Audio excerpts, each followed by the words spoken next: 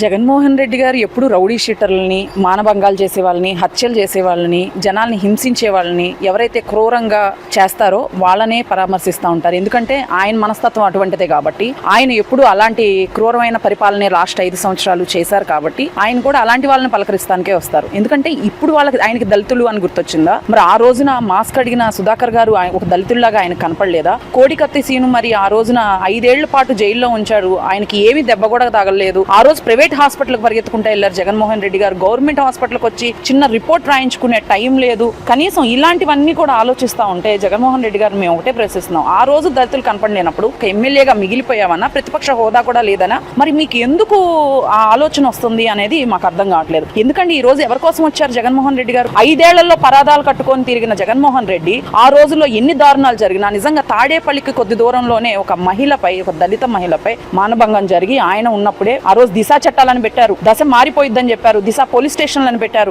ఇన్ని పెట్టి జగన్మోహన్ రెడ్డి గారు పక్కనే తాడేపల్లి కొంపకి పక్కనే ఉన్న మహిళను పరామర్శించడానికి నీకు టైం లేదే. ఆ రోజు పబ్జీ ఆడుకుంటా కొంపలో కూర్చున్నావే. మరి ఈ రోజున హుటాహుటినా వచ్చి తెనాలిలో ఒక గంజాయి ముక్క రౌడీ షీటర్లు, ఒక దళితుడిని చంపి కేసుల్లో పరారైన వాళ్ళు కూడా ఉన్నారు అందులో, ఆ ముగ్గురులో ఒకళ్ళు. అలాంటి వాళ్ళని పరామర్శించడానికి వచ్చిన జగన్మోహన్ రెడ్డికి సిగ్గు లేదా అని చెప్పి ప్రశ్నిస్తున్నాం మహిళలు.